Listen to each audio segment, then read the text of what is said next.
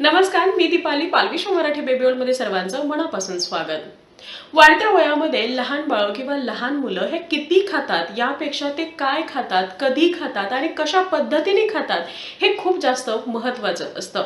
मी तुम्हाला नेहमी सांगते की बाळाचा नाश्ता असेल किंवा बाळाचा लंच आहे, हा तुम्हाला बॅलन्स ठेवायचा आहे, हा पौष्टिक ठेवायचा आहे, ताजा ठेवायचा आहे, सकस ठेवायचा आहे. तो बाळासाठी खूप जास्त महत्त्वाचा असणार आहे. कारण रात्रभर झोपून उठल्यानंतर सकाळी बाळाला कडकडून भूक लागलेली असते आणि अशा दरम्यान बाळाचं शरीर हे नव्याने नवीन अन्नपदार्थ घेण्यासाठी तयार झालेलं असतं. त्या अन्नपदार्थामध्ये असणारे जे काही पौष्टिक घटक आहेत, पोषण तत्व आहेत, ही शरीरामध्ये ऍब्सॉर्ब करून घेण्याची जी काही कॅपॅसिटी आहे, क्षमता आहे, ही कित्येक पटीने वाढलेली असते.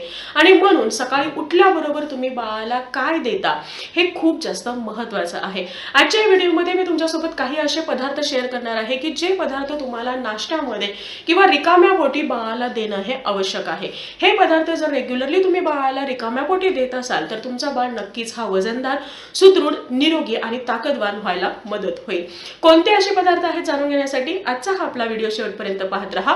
व्हिडिओ आवडला तर व्हिडिओला लाईक, शेअर, कमेंट करा. चॅनलला नवीन असेल आतापर्यंत सबस्क्राईब केलं नसेल तर सबस्क्राईब करा आणि शेजारी असणारे जे बेल आयकॉन आहे तेही प्रेस करा, जेणेकरून येणाऱ्या नवीन व्हिडिओचा अपडेट तुम्हाला मिळत राहील. वळूया आपल्याच्या टॉपिककडे. जनरली आपण काय करतो की झोपेतून उठल्यानंतर बाळाला दूध, बिस्किट देणं किंवा जे काही बेकरीचे आयटम आहेत हे आपण बाळाला देत असतो. तर असं तुम्हाला बिलकुल करायचं नाही. हे जे काही बेकरीचे प्रोडक्ट्स आहेत यामुळे बाळामध्ये कॉन्स्टिपेशन वाढतं, बाळाला पोटाचे आजार होतात, बाळाचं डायजेशन इम्बॅलन्स होतो, गॅस होणं, पोटामध्ये दुखणं यासारख्या खूप साऱ्या गोष्टी होतात.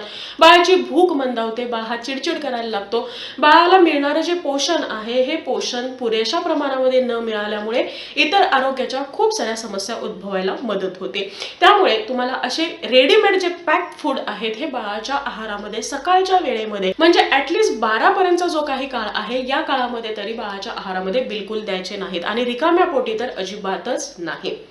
आता कोणते पदार्थ बाळाला द्यायला हवेत यामध्ये सगळ्यात पहिला आणि खूप न्यूट्रिशियस असा पदार्थ मी तुम्हाला सांगेन ते म्हणजे बदाम.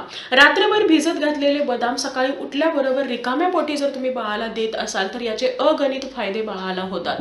बाळ हा फक्त शारीरिक दृष्ट्याच नव्हे तर बौद्धिक दृष्ट्या सुद्धा अतिशय निरोगी आणि बलवान व्हायला मदत होते. म्हणजेच बाळाचा बुद्ध्यांक हा अगदी झपाट्याने खूप छान पद्धतीने वाढायला मदत होते. या बदामामध्ये खूप सारे विटामिन्स आणि मिनरल्स आहेत. विटामिन ई आहे, खूप सारं प्रोटीन आहे, खूप सारं फायबर आहे आणि खूप सारे फॅटी ऍसिड्स आहेत की ज्यामुळे बाळाची ब्रेन डेव्हलपमेंट ही छान पद्धतीने व्हायला मदत होते. म्हणजे बाळाला तुम्हाला सर्वांगीण दृष्ट्या जर सुदृढ ठेवायचं असेल, निरोगी ठेवायचं असेल तर सकाळच्या नाश्त्यामध्ये किंवा रिकाम्या पोटी तुम्हाला बाळाला बदाम देणं हे गरजेचं आहे. रात्रभर भिजत घातलेले बदाम दुसऱ्या दिवशी तुम्ही सालं काढून बाळाच्या खीरमध्ये किंवा बाळाचा जो काही आहार आहे, दूध आहे यामध्ये ऍड करून देत असाल तर ते बाळासाठी एक प्रकारचं वरदान ठरेल. त्यानंतरचा जो पुढचा पदार्थ आहे ते म्हणजे ओट्स. आपल्या सगळ्यांना माहिती आहे की ओट्स हे आपल्या आरोग्यासाठी, आपल्या तब्येतीसाठी खूप जास्त इम्पॉर्टंट आहेत. ओट्स मध्ये भरपूर असं फायबर आहे, खूप सारं आयरन आहे, खूप सारे विटामिन्स आणि मिनरल्स आहेत. वाढत्या वयामध्ये बाळाच्या हेल्दी वजन वाढीसाठी ओट्स हे खूप गरजेचे आहेत. बाळाचं वजन जर तुम्हाला योग्य पद्धतीने वाढवायचं असेल, झपाट्याने वाढवायचं असेल तर बाळाच्या आहारामध्ये दिवसातून एकदा तरी कमीत कमी ओट्सचा समावेश हा झाला पाहिजे. आणि विशेषतः जर सकाळच्या नाश्त्यामध्ये तुम्ही ओट्स बाळाला देत असाल तर ते बाळासाठी खूप जास्त फायद्याचं ठरतं. ओट्समुळे बाळाला होणारं जे कॉन्स्टिपेशन आहे हे दूर व्हायला मदत होते. म्हणजेच बाळाचं पोट हे रेग्युलरली साफ होतं. जेव्हा बाळाचं पोट रेग्युलरली साफ होतं तर त्यावेळी बाळाला भूक सुद्धा छान लागते आणि पर्यायाने बाळाचं वजन असेल, बाळाची इम्युनिटी आहे किंवा बुद्ध्यांक आहे या सगळ्या गोष्टी व्यवस्थितरित्या वाढायला मदत होते. म्हणजे बाळाचा सर्वांगीण वाढ आणि विकास हा योग्य पद्धतीने व्हायला मदत होते. आणि म्हणून बाळाच्या आहारामध्ये तुम्हाला ओट्सचा समावेश हा जरूर करायचा आहे. ओट्सचं तुम्ही खीर बनवून देऊ शकता, खिचडी बनवून देऊ शकता, पॅनकेक्स बनवून देऊ शकता, घावन बनवून देऊ शकता, डोसे बनवून देऊ शकता, स्मूदीज बनवून देऊ शकता, ओट्सचे लाडू करू शकता. या अगोदर खूप साऱ्या रेसिपीज आपण चॅनलवरती ओट्सच्या शेअर केलेल्या आहेत.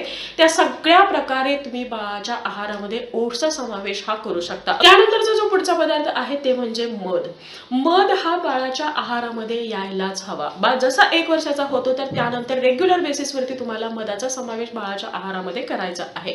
मधामध्ये खूप साऱ्या अँटीबॅक्टेरियल प्रॉपर्टीज असतात, ज्यामुळे बाळाला किंवा लहान मुलांना होणारे हे जे काही छोटे मोठे आजार आहेत यापासून त्यांना प्रोटेक्शन मिळतं. मधामध्ये खूप साऱ्या अँटीऑक्सिडेंटल प्रॉपर्टीज आहेत, ज्यामुळे बाळाची इम्युनिटी बूस्ट व्हायला मदत होते. मधामुळे जे काही बाळाला सर्दी, कफ, खोकला, घशामध्ये खवखव होणं किंवा छातीमध्ये कफ साठून राहिलं, नाक बंद होणं यासारख्या जे काही गोष्टी आहेत या होत नाहीत. जर रेग्युलरली तुम्ही बाळाला मध देत असाल तर बाळाचं डायजेशन उत्तम राहायला मदत होते, बाळाला नव्याने भूक लागायला मदत होते, बाळाचं मेटाबॉलिझम आहे हे ऍक्टिव्ह व्हायला, इम्प्रूव्ह व्हायला, बूस्ट व्हायला मदत होते आणि पर्यायाने बाळाचं वजन सुद्धा छान राहतं. त्यानंतरचा पुढचा सगळ्यात महत्त्वाचा पदार्थ कोणता असेल तर ते आहे ऍपल.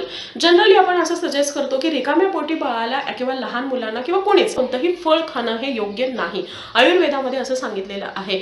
पण ऍपल किंवा सफरचंद हे एकमेव असं फळ आहे की जे तुम्ही जर रिकाम्या पोटी खात असाल तर त्याचे जे फायदे आहेत हे डबल होतात. ऍपलमध्ये किंवा सफरचंदामध्ये आपलं शरीर डिटॉक्स करण्यासाठी किंवा आपल्या शरीरामधले जेवढे काही अनावश्यक घटक आहेत, विषारी द्रव्य आहेत हे बाहेर टाकण्याच्या प्रॉपर्टीज असतात. आणि अशा वेळी रात्रभर झोपून उठल्यानंतर सकाळी रिकाम्या पोटी जर लहान मुलांना तुम्ही ऍपल देत असाल, सफरचंद देत असाल तर बाळाच्या शरीरामध्ये असणारे हे जे काही अनावश्यक घटक आहेत, विषारी द्रव्य आहेत, टॉक्झिन्स आहेत हे बाहेर टाकले जातात.